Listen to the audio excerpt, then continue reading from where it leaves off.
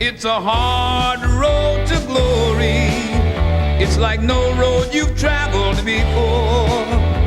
The distance you've journeyed is marked off in years, and you've got to be ready for more. It's a rough road to glory. It can shake you and hurt you inside. Many have stumbled in sight of the goal with souvenir scars from the ride.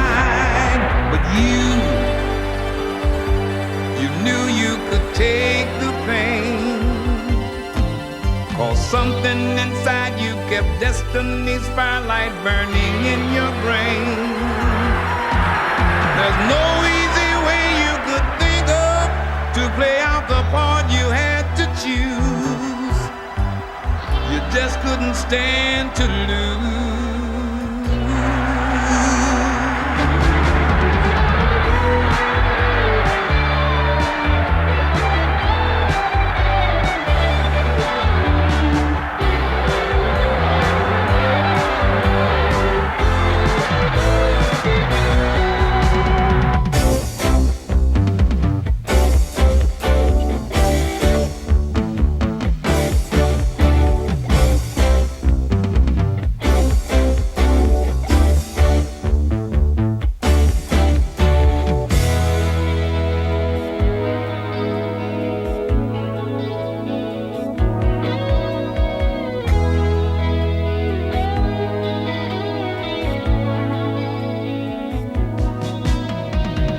Every step along the way opened up another door. You showed the world a part of you they'd never seen before. And one by one, the voices came to join your victory song. Till nations stood behind you and millions cheered you on.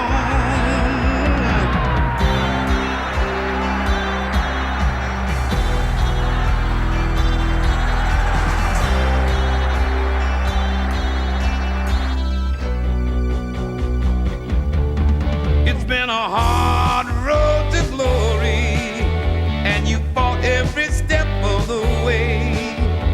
You knew if you just kept your eyes on the road, someday that heartbreak would pay. It's a hard road to glory, yeah. It's been a hard road to glory. A Hard Road to Glory, the Black Athlete in America, is based on research conducted by tennis great Arthur Ashe. Black athletes enjoy more fame, wealth, and attention today than they ever have before in the history of the world. In America, the best of them have achieved a kind of glory that in the past has been reserved for war heroes and saints.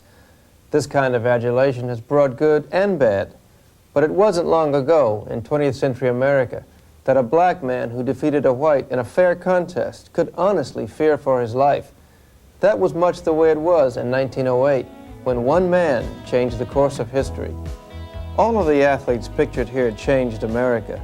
They affected their society far more than many who labored in more serious occupations than the playing of games. They not only traveled the hard road to glory, they built it.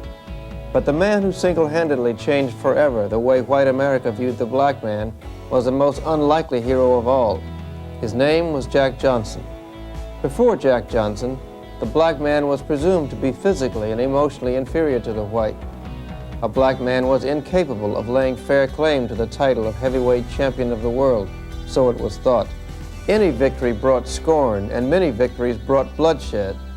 After Jack Johnson, the theories all had to be revised. He was simply the best in the world, and his decisive wins fueled some of the worst racial bloodletting of the century. By 1903, Jack was already making his place in history.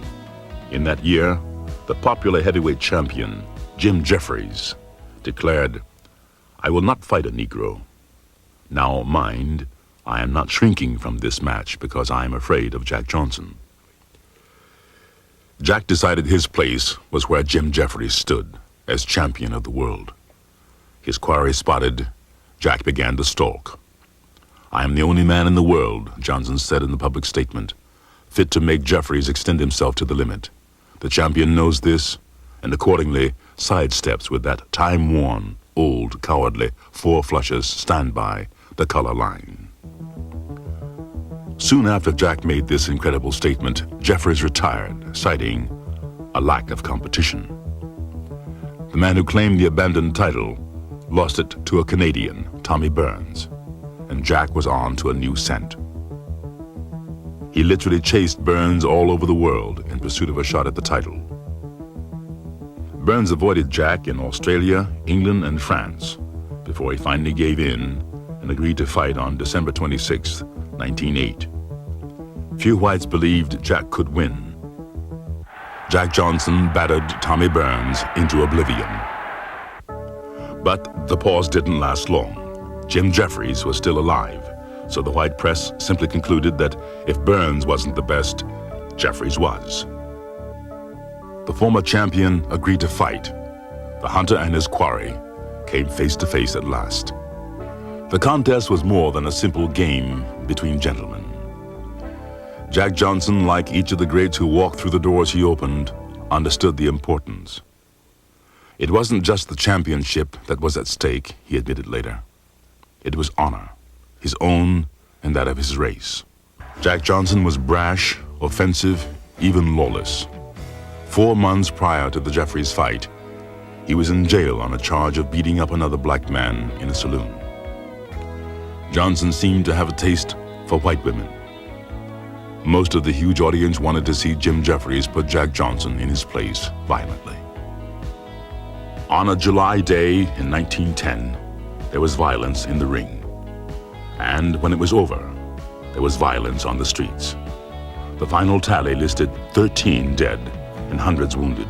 All this spawned by the Johnson-Jeffries fight. Municipal leaders in the nation's largest cities banned the showing of the fight films.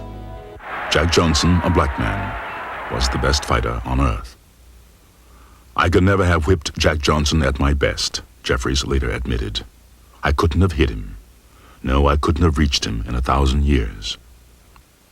No one ever again expected a black athlete to lose simply because he was black.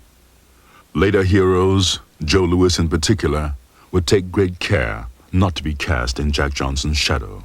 But later heroes would have a chance to prove themselves in part because Jack Johnson, the relentless hunter, proved himself to be the best. Jack Johnson's fight against Jim Jeffries was the turning point on the black athlete's hard road to glory. But he wasn't the first great black American athlete. Had he been born with the exact same abilities 50 years earlier, or 100, or 150, or 200,